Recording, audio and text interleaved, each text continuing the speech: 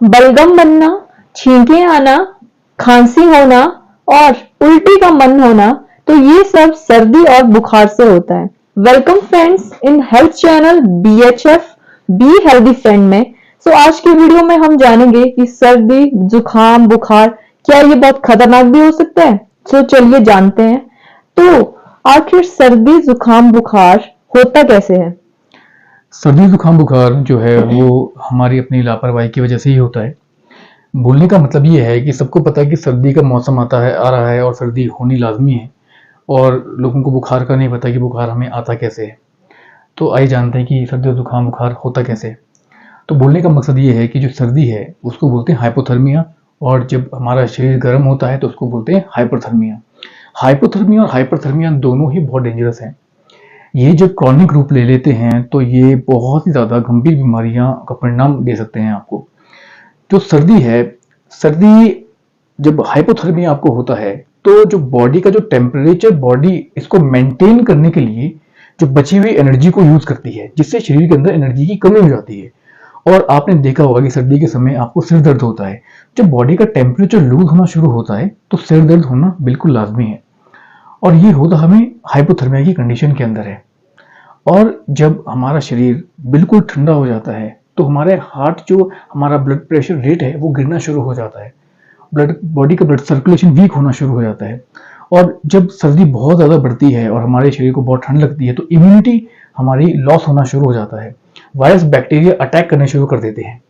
तो बोलने का मकसद है कि जब शरीर ठंडा होता है तो खून गाढ़ा होना शुरू हो जाता है, जो हार्ट फेलियर की तरफ इशारा कहीं ना कहीं करता है। तो ठंड को इतना आसानी से, इतना आप नॉर्मल मत लीजिए। और जब बुखार की अवस्था होती है, फीवर बॉडी के अंदर आता है, जब बॉडी का टेम्परेचर राइज होता है, बॉडी का टेम्परेचर राइज इस कंडीशन में होता है कि जब वायरस और बैक्टीरिया आपकी बॉडी को अटैक करते हैं तो बॉडी अपना टेम्परेचर बढ़ा देता है, उसको बोलते हैं फीवर। और जब बॉडी अपना टेम्परेचर राइज करता है तो वायरस और बैक्टीरिया जो है वो उस वक्त खत्म हो जाते हैं। तो उनको खत्म करने के लिए बॉडी अपना टेम्परेचर राइज करता है और उसको हम फीवर बोलते हैं। जब बॉडी का टेम्परेचर बहुत राइज हो जाता है तो वो ऐसी कंडीशन तक पहुंच जाता है जिसको हाइपरपायरेक्सिया बोलते हैं। हाइपरपायरेक्सिया 106, 107, 105 से ऊपर के बुखार को, और जो 105 डिग्री फ़ारेनहाइट को हम बोलते हैं हाइपरपायरेक्सिया। उस कंडीशन के अंदर आपको पूरा आपका मल्टीपल ऑर्गन सिस्टम जो है वो फेल होना शुरू हो जाता है, नर्वस सिस्टम आपका डैमेज होना शुरू हो जाता है। और ऐसी कंडीशन के अंदर किडनी जो है डैमेज होने का बहुत खतरा है, हार्ट अटैक होने का बहुत खतरा है, हार्ट फेलियर वो स्ट्रेट अवे होने का बहुत खतरा है, और ब्रेन डैमेज होने का बहुत खतरा है। बोलने का मकसद है कि छोटी छोटी बीमारियां जो शुरुआत जहां से होती है, आपकी इम्यूनिटी वीक होने से लेकर के आपके सर्दी और जुकाम और बुखार तक, वो बहुत ही बड़ी बीमारियों का कारण बन सकता है। ओके। तो सर्दी, जुकाम, बुखार आखिर किन लोगों को ज्यादा होता है, और जिनको बार बार सर्दी, जुकाम, बुखार हो रहा है, तो क्या ये किसी चिंता का विषय हो सकता है? देखिए, जिन लोगों को जल्दी और ज्यादा सर्दी जुकाम बुखार होता है वो ऐसे लोगों को होता है जिनकी इम्यूनिटी वीक है।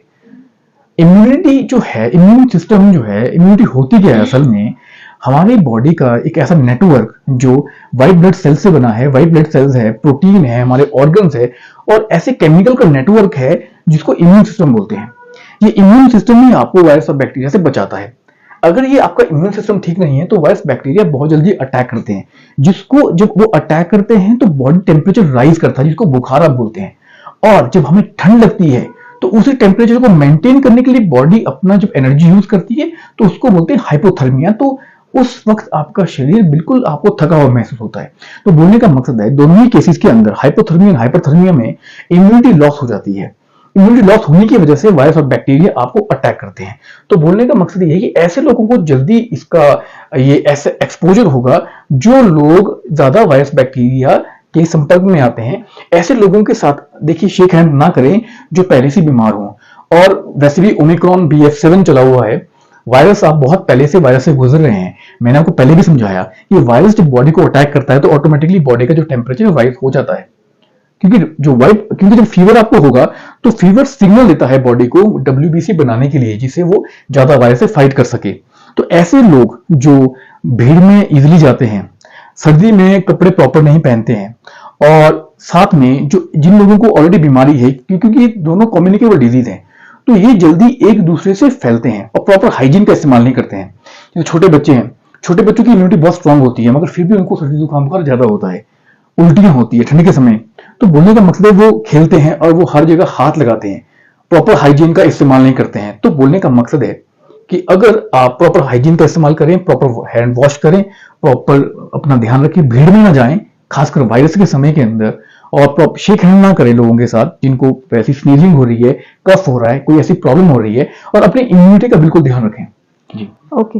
सो अगर बार बार बुखार आ रहा है तो ऐसी स्थिति में हमें क्या करना चाहिए? देखिए, बार बार अगर आपको बुखार आ रहा है तो इस सिचुएशन के अंदर ये कि आपकी बॉडी इन्फेक्टेड हो चुकी है, आपको सीवियर इन्फेक्शन होने का खतरा है। वो किसी भी सोर्स के थ्रू आपको इन्फेक्शन हो सकता है, ईयर का इन्फेक्शन हो सकता है, किसी ऑर्गन का इन्फेक्शन हो सकता है।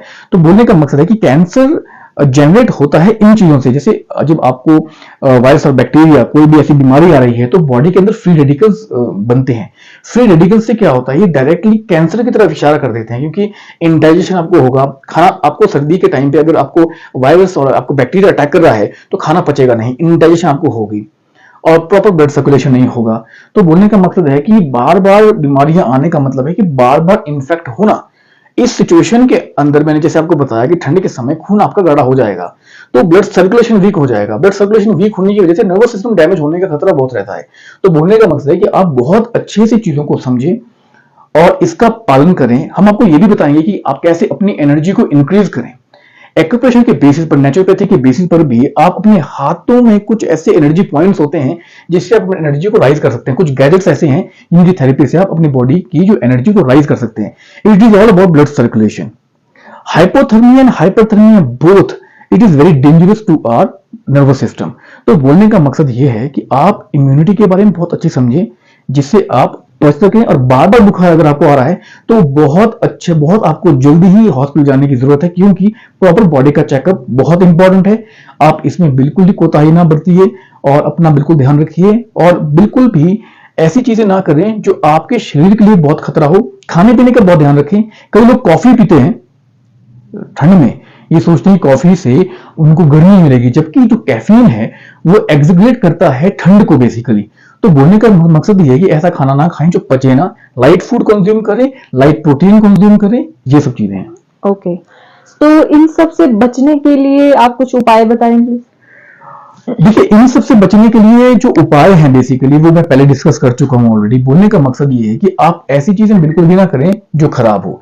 तो बोलने का मकसद ये है कि अगर आपको सर्दी जुकाम बुखार से बचना है, इम्यूनिटी को देखिए। आप ये भी देखिए कि जो लोग रेगुलर एक्सरसाइज करते हैं उनकी इम्यूनिटी बहुत स्ट्रांग होती है। 10 से 15 मिनट की रोज की एक्सरसाइज, डाइट में कुछ चेंजेस, और ऐसी चीजें ना खाना जो ठंडी तासीर की हो ठंडे के समय, तो आप सिर्फ इन्हीं चीजों से बच सकते हैं। कई लोग ठंडी चीजें खाते हैं ठंड के समय। कई लोग बोलते हैं कि ठंडी ठंड को मारती है, जबकि बेसिकली क्या है, ये एक ऐसा कथन है जो बिल्कुल सही नहीं है। बोलने का मकसद है कि आपको अपनी बॉडी का टेम्परेचर डाउन नहीं होने देना। और कई लोग आपने देखे होंगे कि सिंगल टी शर्ट्स में लोग जाते हैं बाहर ठंड के समय में, बर्फ के टाइम में भी, तो आपको ऐसा लगता है कि देखिए कितना फिट है, जबकि असल में फिट नहीं है, वो बीमार है। बीमार का मतलब ये है कि उसकी जो बॉडी का जो नेचर है वो हॉट नेचर है, वो टेम्परेचर उसका ऑलरेडी राइज है। जब गर्मी का समय आएगा तो उसकी बॉडी कोलैप्स कर सकती है। कहीं आपने हार्ट अटैक सुने होंगे, हार्ट फेलियर सुने होंगे, कार्डियक अरेस्ट सुने होंगे। तो कार्डियक अरेस्ट ऐसे ही लोगों को होता है जिनकी जो अगर बॉडी का नेचर, अगर वो न्यूट्रल नहीं करते हैं, बॉडी का नेचर जो है वात पित्त कफ है, इनमें से कुछ भी चीजें बढ़ जाए तो ऑटोमेटिकली आपका जो बॉडी कोलैप्स करेगा। तो बोलने का मकसद ये है कि बिल्कुल भी आप इम्यूनिटी पे ध्यान दीजिए और सिंगल टी शर्ट में मत घूमिए। अपनी बॉडी का टेम्परेचर को मेंटेन करने की कोशिश करें और वजह ढूंढने की कोशिश करें कि हमें दिक्कत क्या है। जी। ओके। सो जैसे कि आपने अभी बताया कि इससे बचने के लिए हमें अपनी डाइट में कुछ चेंजेस करने चाहिए, तो वही डाइट आप बताएंगे कि हमें क्या चेंजेस करने चाहिए और क्या किन चीजों को इंक्लूड करना चाहिए अपनी डाइट में? देखिए, डाइट में जो आपको सबसे इंपॉर्टेंट है दोनों केस के अंदर, चाहे सर्दी है चाहे वो गर्मी है, वायरस और बैक्टीरिया को भगाने के लिए और फ्री रेडिकल्स ना बने शरीर के अंदर। जब हमें फीवर होता है तो हम इलेक्ट्रोलाइट्स लूज करते हैं अपने बॉडी से, जिससे हमें हमारे अंदर जो एनर्जी की कमी होती है, डिहाइड्रेट हमारी बॉडी हो जाती है। सबसे पहली बात यह है कि पानी का बिल्कुल प्रॉपर इस्तेमाल कीजिए, सिल गर्म पानी का खासकर, ठीक है। और साथ में जो लाइट प्रोटीन खाइए और विटामिन सी कंज्यूम करना आपको बहुत इंपॉर्टेंट है इन दोनों केस के अंदर, हाइपोथर्मिया और हाइपरथर्मिया के अंदर। विटामिन सी कंज्यूम करना बहुत इंपॉर्टेंट है। और वेजिटेबल्स आप लीजिए, और इन जो भी ये इंफॉर्मेशन दी जा रही है इसको बिल्कुल भी आप हल्के में ना ले, सर्दी जुकाम बुखार बिल्कुल भी हल्के में ना ले। साइनसिस को ये बढ़ावा देता है और कहीं ना कहीं जो आपके मल्टीपल ऑर्गन फेलियर सिस्टम को जनरेट करता है। तो ये बोलने का मकसद है कि ये बहुत नॉर्मल चीजें नहीं है। और डाइट, आपको डाइट प्लान हम आप कमेंट में आप देख सकते हैं कि हमें आपका पहले डाइट रूटीन लेना पड़ेगा, जिससे हम आपको डाइट प्लान आगे देंगे, क्योंकि आपका रूटीन किस तरीके का है उस अकॉर्डिंगली हम आपको प्लान दे सकते हैं। और एक ऐसी हम कुछ एक और वीडियो लाने वाले हैं जिससे आपको ये पता लग जाएगा कि एकदम से सर्दी और जो बुखार है वो कैसे आप भगाएं अपने शरीर के अंदर से। कुछ ऐसा हम आपको वीडियो देने वाले हैं, आप नेक्स्ट वीडियो में देख सकते हैं जी। Okay, so viewers, thank you so much for watching and do share and subscribe for more informative videos. Thank you so much.